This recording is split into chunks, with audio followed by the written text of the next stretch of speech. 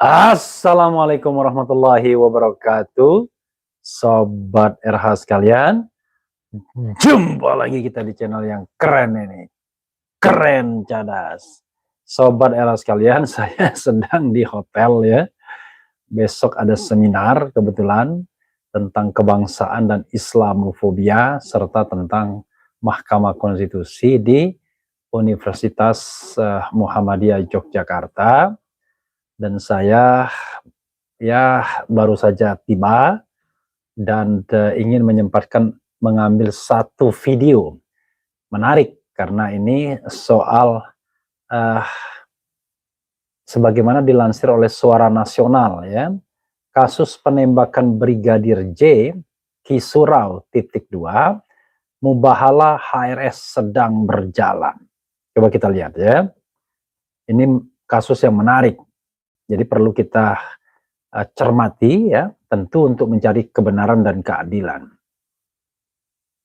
Penembakan Brigadir J atau Nopriansyah Joshua Huta Barat di rumah Kadif Propam Irjen Verdi Sambo menunjukkan mubahalah Habib Rizik Syihab sedang berjalan.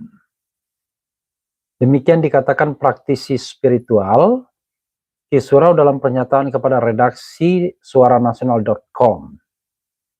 Doa orang-orang yang terzalimi dimakbulkan oleh Sang Pencipta, ungkapnya. Kata Kisurau, Kadif Propam Irjen Verdi Sambo pernah menangani oknum kepolisian yang terlibat dalam pembunuhan 6 laskar FPI. Publik pun kecewa oknum polisi yang terlibat kasus pembunuh 6 laskar FPI tidak dihukum, jelas Kisurau. Kisurau mengatakan mubahalah HRS jangan dibuat main-main, karena seorang cucu Rasulullah dan mempunyai keikhlasan tinggi. Lihat saja publik pun tertawa pernyataan polisi CCTV di lokasi kejadian mati.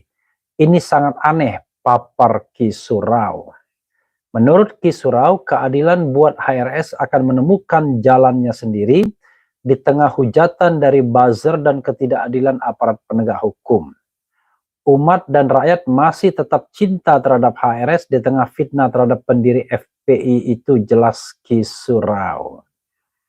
Karopenmas Divisi Humas Polisi Brigjen Ahmad Ramadan menyatakan Brigadir Joshua ditembak mati karena diduga melakukan pelecehan seksual dan menodongkan pistol kepada istri Kadif Propam Irjen Verdi Sambo. Yang jelas begini ya, itu benar melakukan pelecehan dan menodongkan senjata dengan pistol ke kepala istri Kadif Propam, itu benar, ujar Ramadan saat dikonfirmasi Senin. Ramadan menuturkan bahwa fakta itu diketahui berdasarkan hasil olah tempat kejadian perkara TKP dan memeriksa sejumlah saksi. 2 saksi yang diperiksa diantaranya adalah istri Kadif Propam dan Barada E.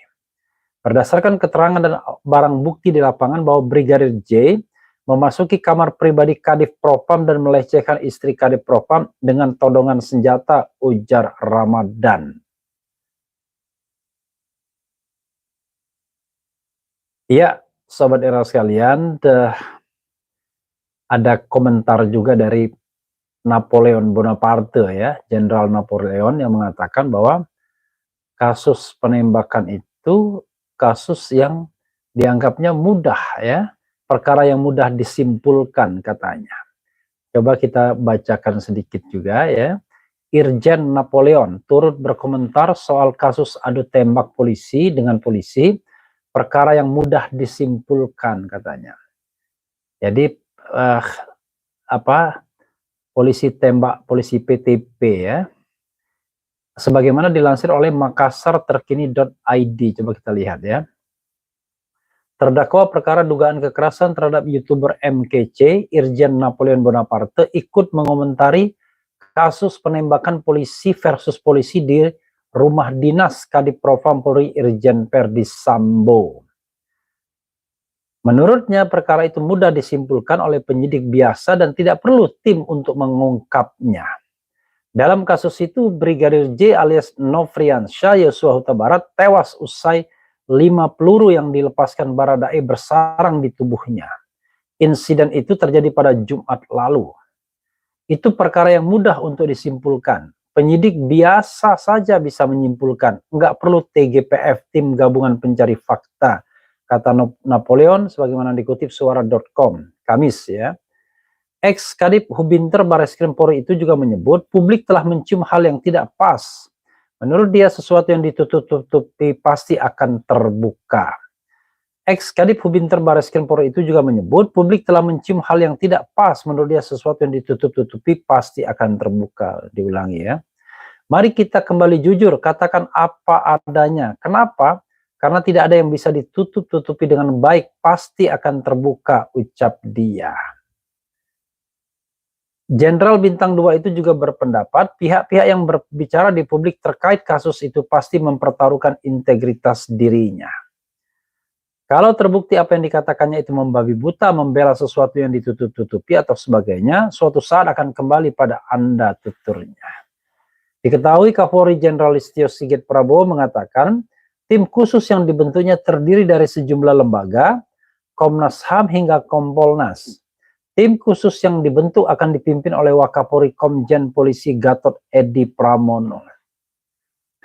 Ya, sahabat era sekalian ya, apa yang ingin saya komentari ya, orang seperti Irjen Napoleon Bonaparte ini tentu orang yang nothing tulus kalau bicara tentang institusinya.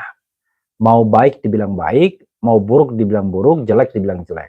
Tapi sekali lagi, kita tidak bicara institusi, kita bicara tentang sebuah kejadian yang kebetulan melibatkan dua polisi yang saling tembak-menembak. Nah, saya setuju dengan pernyataan Jenderal Napoleon ini, Irjen Napoleon, karena dari sisi penyelidikan dan penyidikan harusnya mudah sekali untuk mengungkapkan kasus ini. Asal tidak terhalang tembok apapun, ya kan? Misalnya cerita tentang pelecehan tersebut misalnya, itu mudah sekali ditelusuri lalu akan memunculkan kausalitas. Kenapa kemudian Brigadir J tewas? Apakah itu tindakan bela diri? Atau sebaliknya, sebenarnya sesungguhnya tidak ada cerita seperti itu.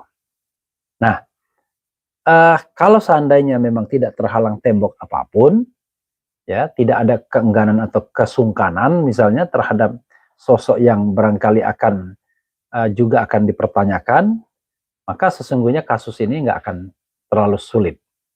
Jadi buang-buang energi negara yang sangat besar, mendeploy Komnas HAM, kemudian juga supervisi Kompolnas dan lain sebagainya. Tetapi dugaan saya karena temboknya tebal, ya kan? Maka Kapolri memerlukan sebuah tim yang betul-betul bisa menembus tembok itu. Atau sebaliknya, ya, melegitimasi ketebalan tembok tersebut. Nah, dalam kasus sebelumnya, ya, Komnas HAM tampak mengecewakan. Karena indikasi telah terjadinya pelanggaran HAM misalnya, pelanggaran HAM berat itu tidak digubris oleh Komnas HAM. Komnas HAM malah mengusulkan hal yang kesannya remeh-temeh. Misalnya soal kepemilikan senjata dan lain sebagainya. Padahal ranah dia adalah ranah ada tidaknya pelanggaran hak asasi manusia. Kalau soal-soal pidana dan lain sebagainya, harusnya Komnas HAM tidak perlu turut campur. Itu biarlah urusan kepolisian. Urusan mereka adalah urusan apakah ada pelanggaran HAM atau tidak. Karena kalau tidak ada pelanggaran HAM atau pidana biasa, ya itu bukan urusan Komnas HAM. Nah, tapi ternyata yang besar tidak diadres, yang kecil malah yang dipersoalkan. Apakah yang kecil untuk menutupi yang besar? We don't know exactly. Nah, dalam kasus ini, ya kembali kepada Kisuraul tadi, ya barangkali itu analisis spiritual yang ya udah kita hormati saja. Tapi analisis hukumnya tentu tidak begitu. Analisis hukumnya saya sepakat dengan apa yang dikatakan Jenderal Napoleon, tidak susah membuktikannya. Karena lokus deliktinya jelas, ya kan? Kemudian yang terlibat paling tidak ada, ya jelas. tetapi persoalannya adalah apakah barang-barang bukti semua itu bisa dikumpulkan atau malah seperti biasanya dalam kasus sebelumnya, barang buktinya itu tidak ada.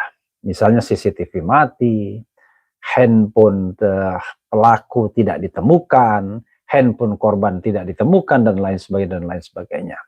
Untuk dicek komunikasi apa yang terjadi misalnya. Atau hal-hal lain, ya, apakah betul misalnya terjadi duel tembak-menembak. Kenapa dalam duel tembak-menembak itu sama seperti kasus sebelumnya, kok nggak imbang? Satu bisa menyarangkan 5 peluru, ya, satunya malah kena sedikit pun tidak apa-apa. Padahal duel itu terjadi antara pangkat yang di atas sama pangkat yang di bawah. Tapi pangkat yang di bawah justru jauh lebih hebat. Nah, termasuk juga misalnya pertanyaan dari ahli pidana M. Taufik, kok bisa Barada E itu memegang jenis senjata yang ditembakkan itu? Karena menurutnya harusnya dia tidak berhak memegang jenis senjata seperti itu. Termasuk juga misalnya, kok terbalik, ajudan pangkatnya lebih rendah dibandingkan driver sopir. Kalau kita juga bicara tentang good governance, apa iya ya istri jenderal itu mendapatkan fasilitas seperti itu, yaitu driver pribadi yang kemudian melekat kepada istri. Apakah negara memang menyediakan fasilitas seperti itu? Nah, ini juga penting untuk dicek good governance dan clean government. Mungkin selama ini tidak dipersoalkan, tetapi sekarang era keterbukaan juga harus dipersoalkan. Karena tidak bisa lagi sembarangan, misalnya kalau dulu kan, kalau misalnya institusi apa misalnya, tiba-tiba ada dharma wanitanya yang bisa menggunakan fasilitas. Kalau sekarang kan tidak bisa lagi. Beberapa perusahaan negara bahkan sudah menjadi badan usaha milik negara yang sahamnya tidak hanya dimiliki oleh negara tapi juga pihak lain. Ya, sahabat era sekalian, banyak misteri itu ya. Tapi sekali lagi omongan Jenderal Napoleon itu patut kita dengar. Mudah mengungkapkannya, tidak perlu pakai tim gabungan, asal tentu ya betul-betul diterapkan yang namanya promoter yang merupakan semboyan dari kepolisian, yaitu profesional, modern, dan terpercaya. Itu saja sahabat era sekalian. Wassalamualaikum warahmatullahi wabarakatuh. Ciao.